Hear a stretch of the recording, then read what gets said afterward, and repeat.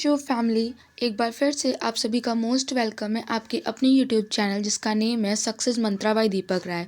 जैसा कि आपको स्क्रीन पर दिख रहा है कि आज हमारी जो ये वीडियो है वो जीके और जीएस से रिलेटेड है। इस वीडियो में आपको हिस्ट्री, ज्योग्राफी, पॉलिटी सभी के मिक्सअप क्वेश्चंस देखने को मिलेंगे। तो अगर आपको ये जितने भी क्वेश्चंस आपके लिए दिए जा रहे हैं, इस वीडियो में प्रोवाइड किए जा रहे हैं, वो अगर आपको हेल्पफुल लगती है एंड अगर आप हमारे चैनल पर न्यू हैं तो प्लीज़ हमारे चैनल को सब्सक्राइब ज़रूर करें। आइए देखते हैं कि आज के इस वीडियो में किस टाइप के क्वेश्चंस हैं। क्वेश्चन नंबर फर्स्ट हमसे कह रहा है, हड़प्पा के लोग निम्नलिखित भगवान में से किसकी पूजा नहीं करते थे। आपको एक वर्ड याद होना है, नहीं करते थे। कभी कभी क्या होता है कि हम एग्ज़ाम में क्वेश्चंस को सिर्फ इसलिए गलत करके आ जाते हैं कि हम क्वेश्चंस को बहुत ही जल्दी पढ़ते हैं और हम इस वर्ड को नहीं देखते हैं, जो भी ऑप्शन हमें समझ में आता है हम उसे टिक कर देते हैं। तो प्लीज़ आप लोग एग्जाम्स में क्वेश्चंस को बहुत ही ध्यान से पढ़ा करिए।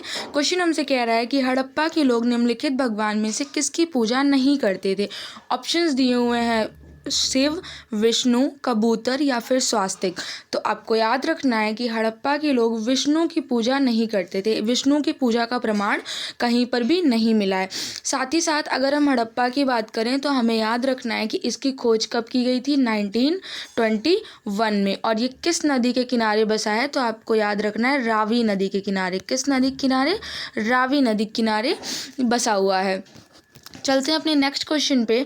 नेक्स्ट क्वेश्चन हमसे कह रहा है, निम्न में से कौन सी गुफाओं की खुदाई राजा खारवेल द्वारा की गई थी।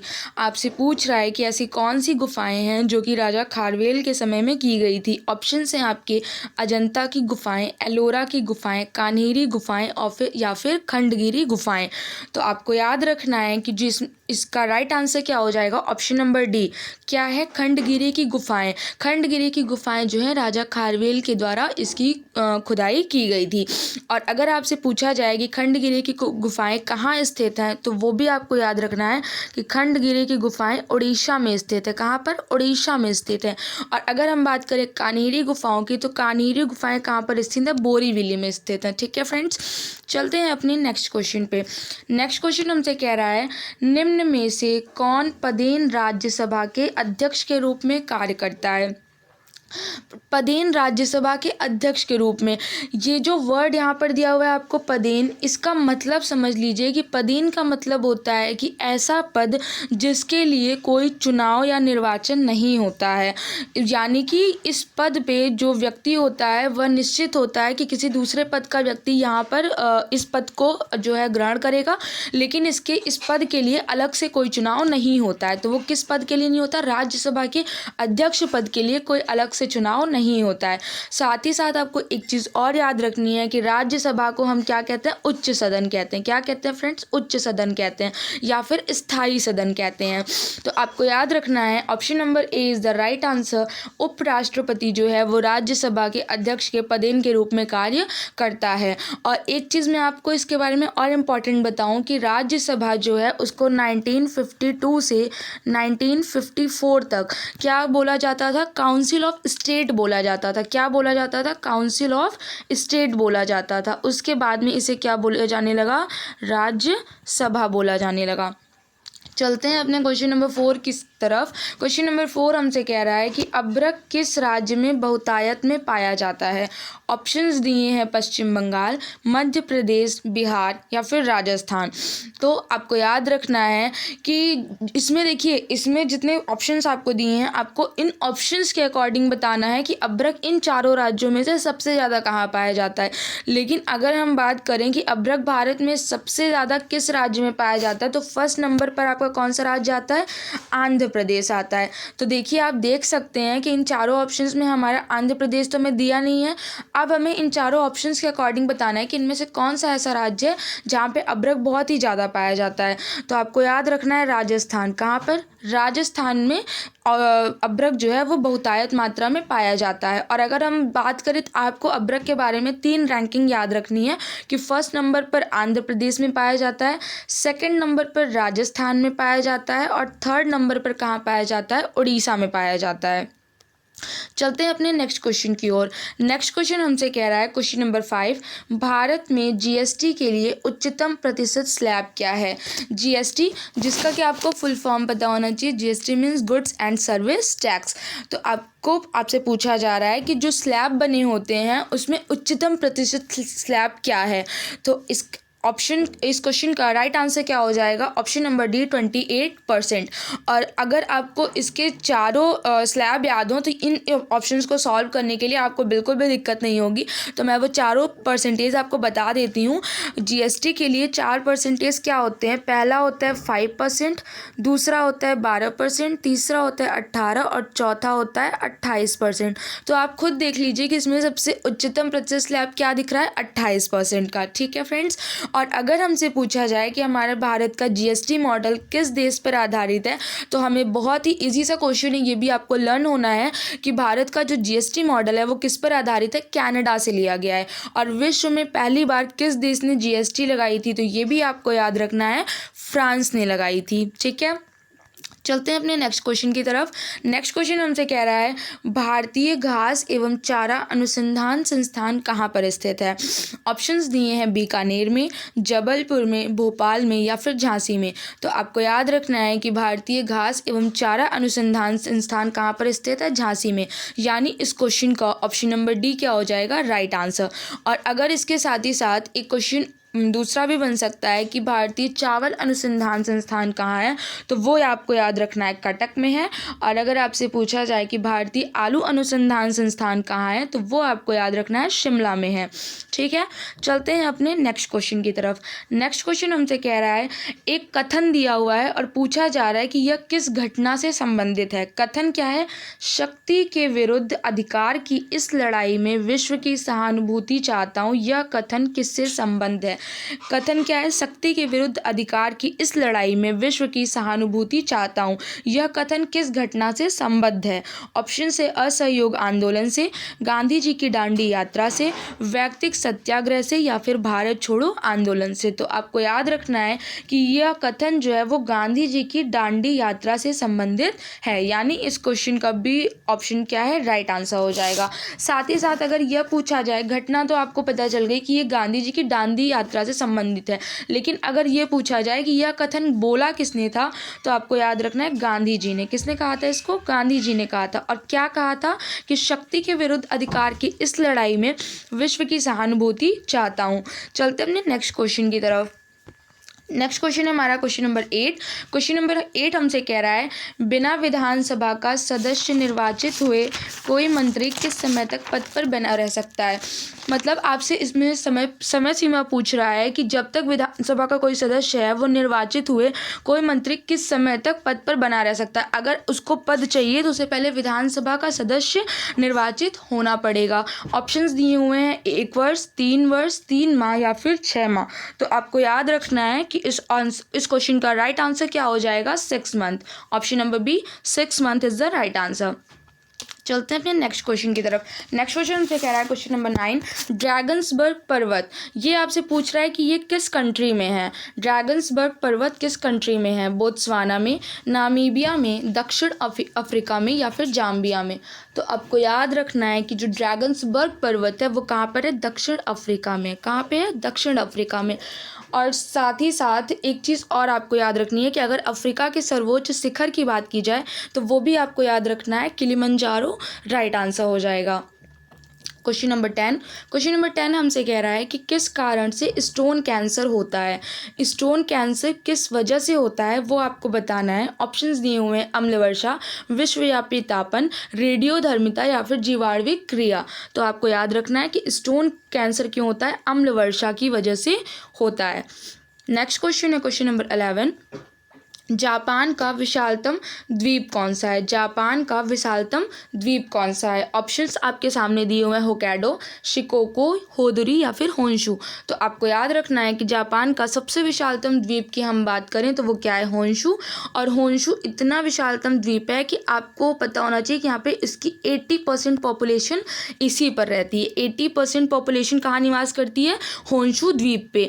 और साथ ही साथ जापान से रिलेटेड 2 घटनाएँ बहुत ही ज़्यादा इंपॉर्टेंट है। 6 अगस्त और 9 अगस्त की डेट जो कि हम लोगों को हमेशा ही लर्न होती है, इसमें जो प्लेस है, यानी कि 6 अगस्त पे हिरोशिमा पर परमाणु बम गिराया गया था और 9 अगस्त में नागासाकी पर। बट लोगों को परमाणु बम के नाम नहीं याद रहते हैं, तो वो भी आपको याद रखना है कि 6 अगस्त को लिटिल बॉय नामक और 9 अगस्त को फैट मैन। 6 अगस्त को लिटिल बॉय एंड 9 अगस्त को फैट मैन नामक परमाणु बम गिराया गया था। नेक्स्ट क्वेश्चन है क्वेश्चन नंबर 12। क्वेश्चन नंबर 12 हमसे कह रहा है कि प्राचीन भारत में सिंचाई कर को क्या कहते थे। सिंचाई कर को किस नाम से जानते थे, ये आपसे पूछा जा रहा है। ऑप्शंस दिए हुए हैं हिरण्य, विदग भागम या फिर उदरंग या फिर उपरनिका। वर्ड्स थोड़े से डिफ़िकल्ट हैं, बट आपको याद रखना है कि प्राचीन भारत में सिंचाई कर को क्या कहते थे, विदग भागम कहते थे। इस क्वेश्चन का ऑप्शन नंबर सी क्या हो जाएगा, राइट आंसर हो जाएगा। नेक्स्ट क्वेश्चन है क्वेश्चन नंबर 13। क्वेश्चन नंबर 13 हमसे कह रहा है कि भारत में राष्ट्रपति का निर्वाचन किस प्रकार होता है। राष्ट्रपति के निर्वाचन की प्रक्रिया आपसे पूछ रहा है कि किस तरीके से होती है। ऑप्शंस दिए हैं प्रत्यक्ष रूप से, लोकसभा के सदस्यों द्वारा, राज्यसभा के सदस्यों द्वारा या फिर अप्रत्यक्ष मतदान से। तो आपको याद रखना है कि जो हमारे यहाँ भारत में राष्ट्रपति का निर्वाचन होता है वो कैसे होता है, अप्रत्यक्ष मतदान द्वारा होता है। वो प्रत्यक्ष रूप से बिल्कुल भी नहीं होता है। और इस चीज़ के बारे में किस आर्टिकल में जानकारी मिलती है, तो आर्टिकल 55 में निर्वाचक मंडल के बारे में भी बताया गया है कि सारे राष्ट्रपति की जो भी निर्वाचन प्रक्रिया है वो हमें आर्टिकल 55 में देखने को मिलती है। नेक्स्ट क्वेश्चन है हमारा क्वेश्चन नंबर 14। क्वेश्चन नंबर 14 हमसे कह रहा है कि कामाख्या मंदिर किस राज्य का महत्वपूर्ण पर्यटन स्थल है। कामाख्या मंदिर जो कि बहुत ही प्रसिद्ध मंदिर है, आपसे पूछ रहा है कि यह किस राज्य में स्थित है। ऑप्शंस दिए हुए हैं तमिलनाडु, असम, हिमाचल प्रदेश या फिर मणिपुर। तो आपको याद रखना है कि असम में कामाख्या मंदिर कहाँ है, असम में। और असम में भी आपसे पूछा जाए तो गुवाहाटी में है। गुवाहाटी में, असम के गुवाहाटी में क्या है, कामाख्या मंदिर स्थित है। नेक्स्ट क्वेश्चन है क्वेश्चन नंबर 15। क्वेश्चन नंबर 15 हमसे कह रहा है उदारीकरण, निजीकरण और भूमंडलीकरण की नई आर्थिक नीति घोषित की गई है। आपसे ये जो नीति है ये पूछा जा रहा है कि ये किस प्रधानमंत्री के द्वारा घोषित की गई है। और नीति क्या है, उदारीकरण, निजीकरण और भूमंडलीकरण। कहीं कहीं इसको एलपीजी देखने को मिलता है। क्या मिलता है, एलपीजी। इसका शॉर्ट फॉर्म एलपीजी के भी रूप में देखने को मिलता है। तो बिल्कुल भी कंफ्यूज होने की ज़रूरत नहीं है। और साथ ही साथ इसका सन याद रखना है कि ये नीति कब आई थी, 1991 में आई थी। और जिस नीति का नाम था उदारीकरण, निजीकरण और भूमंडलीकरण। तो आपको इसका आंसर याद रखना है कि नरसिम्हा राव के द्वारा इस नीति को लाया गया था। यानी नरसिम्हा राव जी ने उदारीकरण, निजीकरण और भूमंडलीकरण की नई आर्थिक नीति घोषित की थी। और टाइम मैंने बता दिया है 1991 में। नेक्स्ट क्वेश्चन है क्वेश्चन नंबर 16। क्वेश्चन नंबर 16 हमसे कह रहा है निम्न में से कौन सा देश काला सागर को घेरता है। ये आपका मैप से रिलेटेड क्वेश्चन है, इसीलिए आपसे कहा जाता है कि स्टडी के टाइम पे आपको मैप से रिलेटेड भी जितने भी क्वेश्चंस हो सकते हैं वो आप मैप ज़रूर देखा करिए। क्योंकि कुछ क्वेश्चंस हमारे एग्जाम में ऐसे आ जाते हैं जिन्हें हम लर्न नहीं कर सकते हैं, उन्हें हम मैप की ही हेल्प से सॉल्व कर सकते हैं। तो ये भी क्वेश्चन आपका सेम टू सेम है। पूछा जा रहा है कि निम्न में से कौन सा देश काला सागर को घेरता है। ऑप्शंस दिए हैं रूस, सूडान, मिस्र या फिर सोमालिया। तो आपको याद रखना है कि जो इस ऑप्शंस में हमारे क्या दिखा जा रहा है, रूस जो है वो काला सागर को घेरता है। लेकिन आपको इससे रिलेटेड 5 कंट्रीज़ हैं जो कि लर्न रखनी है कि काला सागर किन देशों से घिरा हुआ है। तो पहला ऑप्शन तो हमने बता ही दिया आपको, रूस। सेकंड ऑप्शन है आपका तुर्की। थर्ड ऑप्शन है आपका बुल्गारिया। फोर्थ ऑप्शन है आपका रोमानिया एंड फिफ्थ है आपका जॉर्जिया। मैं एक बार फिर से बोल देती हूँ, रूस, तुर्की, बुल्गारिया, रोमानिया और जॉर्जिया, ये 5 मेजर कंट्रीज़ हैं जो कि काला सागर को घेरती हैं। और काला सागर स्थित कहाँ है, यूरोप और एशिया के बीच में स्थित है। नेक्स्ट क्वेश्चन है क्वेश्चन नंबर 17। क्वेश्चन नंबर 17 हमसे कह रहा है कि ग्रीनलैंड निम्न में से किस महासागर में स्थित है। ग्रीनलैंड आपका किस महासागर में स्थित है वो आपसे पूछा जा रहा है। आर्कटिक महासागर, पश्चिमी प्रशांत महासागर, हिंद महासागर या फिर अंटार्कटिका महासागर। तो आपको याद रखना है कि ग्रीनलैंड हमारा कहाँ पर है, आर्कटिक महासागर में स्थित है। और साथ ही साथ ये भी याद रखना है कि विश्व का सबसे बड़ा द्वीप भी है ग्रीनलैंड, जो कि कहाँ पर है, नॉर्थ अमेरिका की तरफ है। है। नेक्स्ट क्वेश्चन है क्वेश्चन नंबर 18। क्वेश्चन नंबर 18 हमसे कह रहा है कि भारतीय संविधान का संरक्षक कौन है। ये तो इस वीडियो का सबसे इजी क्वेश्चन मान सकते हैं कि कॉन्स्टिट्यूशन का संरक्षक कौन है। ऑप्शंस दिए हैं भारत के राष्ट्रपति, भारत का सर्वोच्च न्यायालय, भारत के प्रधानमंत्री या फिर लोकसभा अध्यक्ष।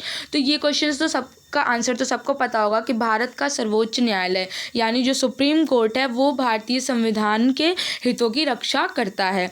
नेक्स्ट क्वेश्चन है क्वेश्चन नंबर 19। अभिकेंद्रीय बल की इकाई आपसे पूछा है कि अभिकेंद्रीय बल की इकाई क्या है। ऑप्शंस हैं आपके न्यूटन मीटर, मीटर पर सेकेंड, न्यूटन या फिर न्यूटन मीटर। तो आपको याद रखना है कि अभिकेंद्रीय बल की इकाई क्या है, मीटर पर सेकेंड है।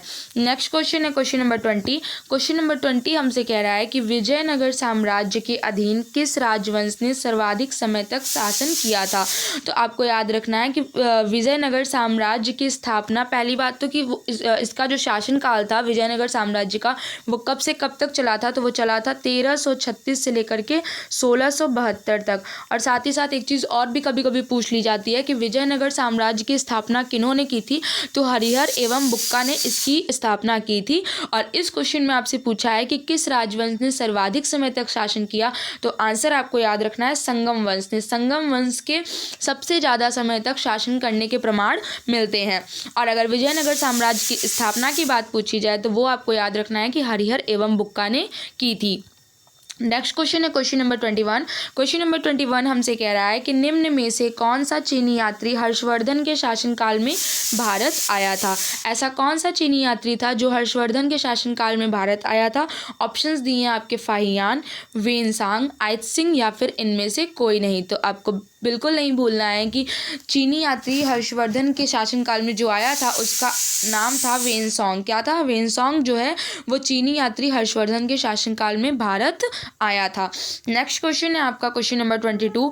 क्वेश्चन नंबर 22 हमसे कह रहा है स्थगन प्रस्ताव के लिए कितने सदस्यों के समर्थन की आवश्यकता होती है जिन्हें स्वीकार किया जाता है। अब जो स्थगन प्रस्ताव होता है उसमें पूछ रहा है आपसे कि कितने सदस्यों की आवश्यकता होती है। तो आपको याद रखना है कि 50 मेंबर्स की आवश्यकता होती है। किसके लिए, स्थगन प्रस्ताव के लिए। साथ ही साथ एक चीज़ और आपको बता दें स्थगन प्रस्ताव के बारे में कि जो स्थगन प्रस्ताव है वो केवल लोकसभा में, कहाँ पर, केवल लोकसभा के लिए स्थगन प्रस्ताव रखा जाता है। और इसकी एक दूसरी विशेषता और है कि अगर आपको स्थगन प्रस्ताव संसद में हो रहा है तो कम से कम 2.5 घंटे इसके लिए चर्चा होनी चाहिए। कितने, मिनिमम जो है टाइमिंग इसकी दी हुई है 2 घंटे 30 मिनट इसकी चर्चा लोकसभा में होनी चाहिए। और केवल ये लोकसभा में ही देखा जाता है, राज्यसभा में नहीं। नेक्स्ट क्वेश्चन है क्वेश्चन नंबर 23। क्वेश्चन नंबर 23 हमसे कह रहा है कि निम्न में से कौन सा वायसराय इल्बर्ट विवाद से जुड़ा है। इल्बर्ट विवाद से कौन सा वायसराय जुड़ा हुआ है। तो आपको याद रखना है लॉर्ड रिपन। कौन जुड़ा हुआ है, लॉर्ड रिपन। और लॉर्ड रिपन की शासनकाल का टाइमिंग अगर आपसे पूछा जाए तो आपको याद रखना है 1880 से 84। कितना, 1880 से 84 तक ये जो है क्या थे, वायसराय थे। और भारत की पहली दशकीय जनगणना जो कि 1881 में हुई थी वो इन्हीं के शासनकाल में हुई थी। और साथ ही साथ ये याद रखना है कि इन्हीं के टाइम पर क्या आया था, लोकल सेल्फ गवर्नमेंट एक्ट आया था, यानी स्थानीय स्वशासन जो भी आया था वो आपका लॉर्ड रिपन के ही टाइम में आया हुआ था। नेक्स्ट क्वेश्चन है क्वेश्चन नंबर 24। क्वेश्चन नंबर 24 आपसे कह रहा है सूफीवाद में पीर द्वारा नामित उत्तराधिकारी को क्या कहा जाता है। पीर के द्वारा जो भी उत्तराधिकारी नामित होते हैं उन्हें हम क्या कहते हैं, ख्वाजा, वाली, उलेमा या फिर शेख। तो आपको याद रखना है कि सूफीवाद में पीर द्वारा नामित उत्तराधिकारी को वाली कहते हैं। क्या कहते हैं, वाली कहते हैं।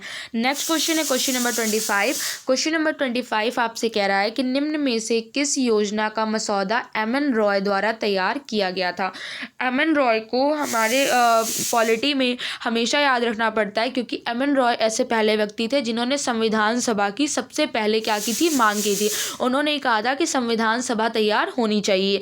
तो एमएन रॉय को पहली बात तो इस चीज़ के लिए याद रखा जाता है। सेकंड आपका है कि एमएन रॉय ने क्या किया था, लोगों की योजना यानी पीपल्स प्लान को वो लेके आए थे, और कब लेके आए थे? 1945 में। तो इस वजह से भी इन्हें याद रखा जाता है। एम.एन. रॉय को दो चीज़ों के लिए याद किया जाता है। पहला कि ये पहले ऐसे व्यक्ति थे जिन्होंने संविधान सभा की मांग की थी, और सेकंड, इन्होंने पीपल प्लान योजना लाई थी। वो भी कब लाई थी? 1945 में लाई थी। तो टाइम भी आपको याद रखना है। और बात करें अगर सर्वोदय योजना की, तो सर्वोदय योजना 1950 में लाई गई थी। कब लाई गई थी? 1950 में लाई गई थी।